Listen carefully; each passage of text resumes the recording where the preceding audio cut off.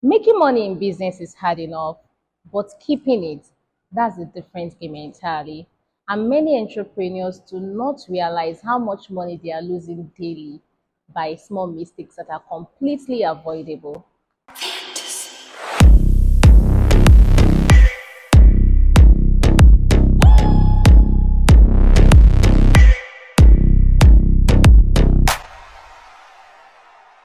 Hello, everyone.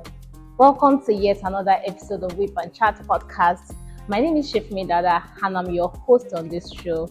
And if you are new here, you are welcome. We are so glad to have you on board. And if you are already a family member, welcome.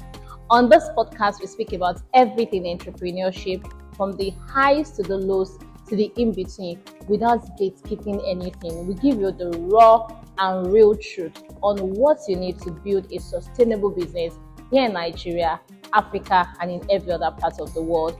So today, we are talking about a very exciting topic, something that affects every business owner, especially if your business is still in the early stage. And those are some of the mistakes that entrepreneurs make that are completely avoidable. Some of those mistakes, they are very small, they are very little, they can be avoided, but without you knowing them and making conscious effort to avoid them, it keeps making you lose millions and even billions of naira, consistently, depending on the stage your business is. And we are going to be looking at some of those financial mistakes shortly.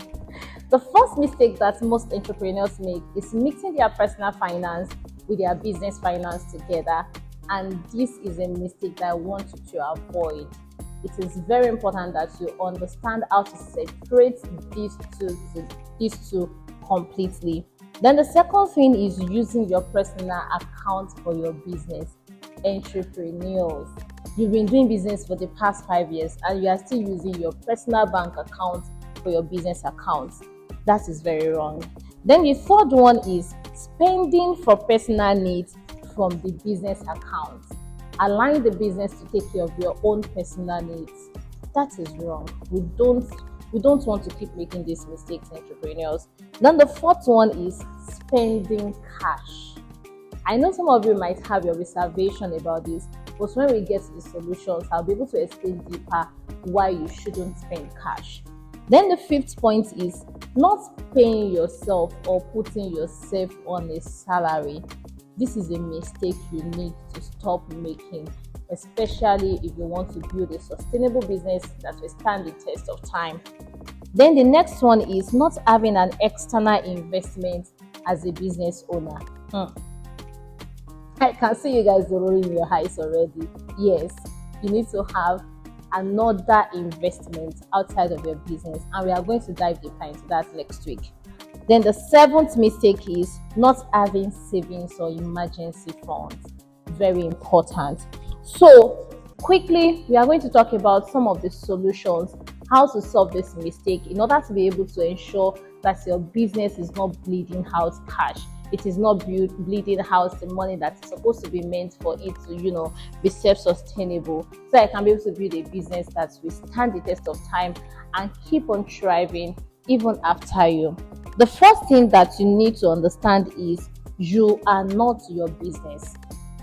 You are a separate entity for your business, and you need to start treating your business as such. It is very important to understand that your business is a separate entity from you. You are an individual, your business is also an individual. So I need us to have that mind shift. In fact, I want you to repeat this after me. I'm a separate individual from my business. So my business is a separate entity from me, and I'm going to start treating my business as such. That's very good. The second thing is you need to open a business account for your business. There are some people that you can never do business with if you are using your personal account. There are some organizations that will not trust you with their money if you are still using your personal account for your business. And this is very important because when it even comes to keeping your books, keeping your accounts tidy, it is very difficult, more difficult to start tracing how much money um how much money passes through your home personal account. If you are using a personal account for your business, someone wants to dash you money, they sent it into that same account. You sold something to someone, they sent it to that same account. So at the end of the day, it's very difficult to calculate or to be able to determine what exactly belongs to you and what exactly belongs to your business. So it is very important that as you are starting out your business, open a business account for your business. Aside from the fact that it's going to keep your account tidy, it's also going to expose you to so many opportunities that are out there for SMEs, and you don't want to miss those opportunities because they're essential for your business growth and development. Then the next thing is to always ensure that all transactions are properly labeled. This is very important, especially if your business is already getting to that point where you can't sit down to balance your account every week or every day, as it were. It is important that when you are spending out money from your business account, you have it properly labeled. If the money is meant for buying toiletries, label is there, toiletries. If the money is meant to buy data, label is there, data. If you are giving us the money to get a PR package for someone, label is there, PR package. So that way, when you are sitting down to balance your account at the end of the month, or whenever you intend to do it, it is easier. Or even if you are giving your statement of account out to an accountant to be able to create a balanced account for you, it is easier for them to be able to see where money is going into from your business. So please don't be in a hurry next time when you are transferring money out of that your business account. Ensure that they are well properly labeled. Then the next thing is to ensure that all cash are deposited in bank. In fact, this is a rule in my business. We don't spend cash. And the reason is because when you don't spend cash, it means that every money, that does not mean we don't receive cash payment.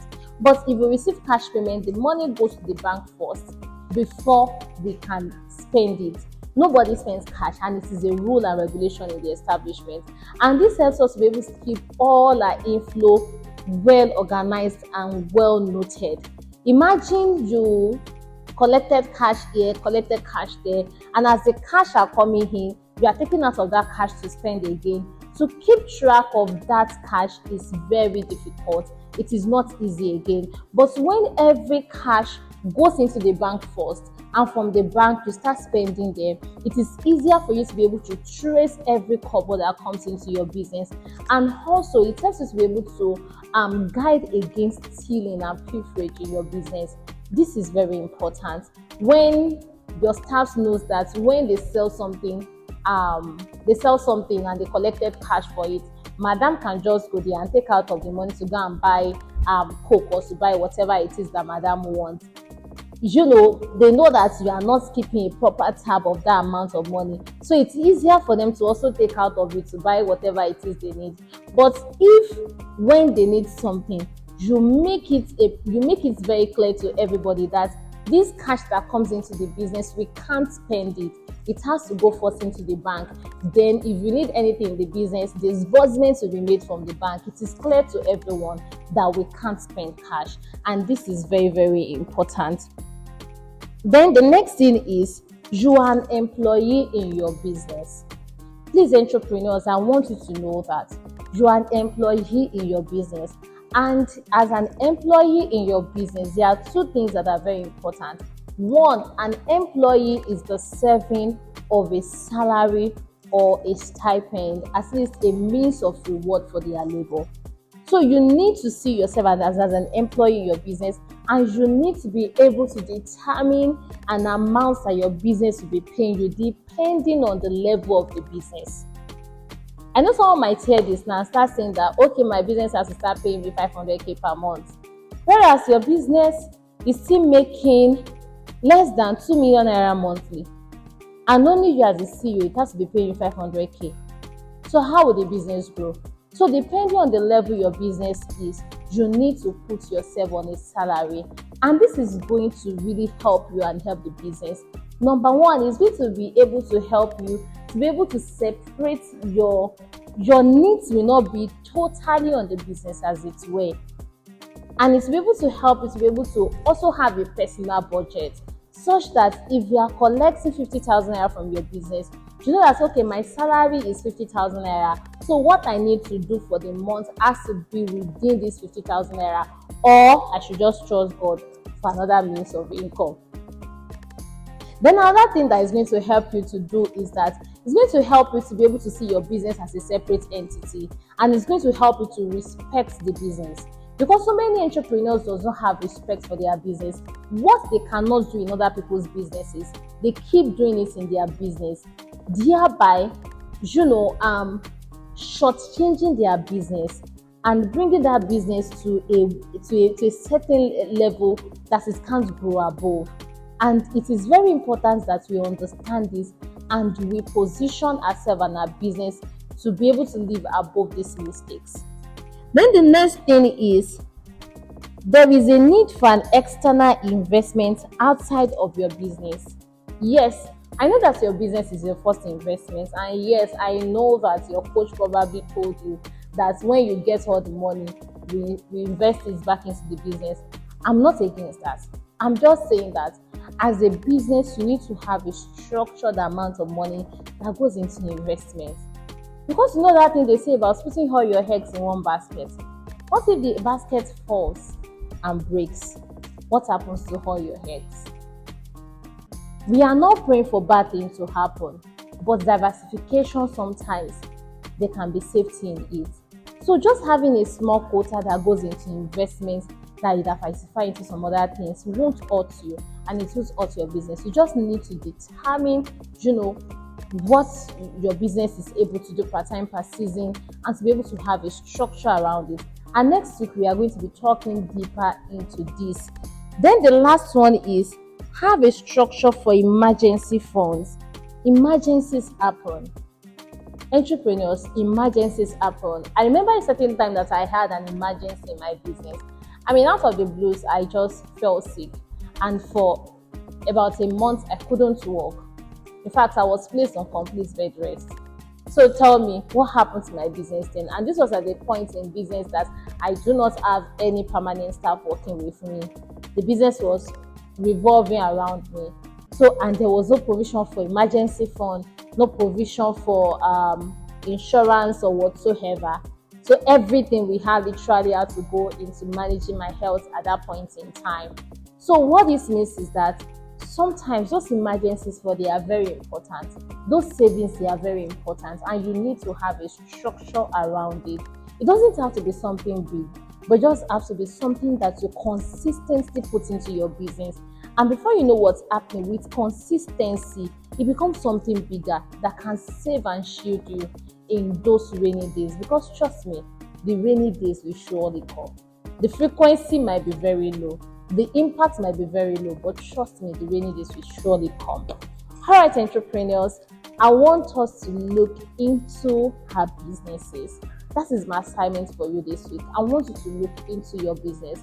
What are some of these mistakes that you are still making? What are some of those mistakes that you are still consistently making in your business? I want you to sit down, analyze them, look at ways you can start mitigating them, from the examples that has been given in this video. And please, I would want to hear from you. I would want to see some of the changes that you're affecting your business, and I would love to see your business grow to become the next big thing in Nigeria and in Africa. So please, if you've not subscribed to this channel, do so right now. And if you've not watched the last episode, you can do so by checking under the whip and chat series in this channel. And don't forget to send this video, to share this video with someone in your circle, and also give this video a thumbs up by liking it. That way, we are able to get it into the faces of people that need information like this. So till the next time that you see, take care of yourselves. Bye.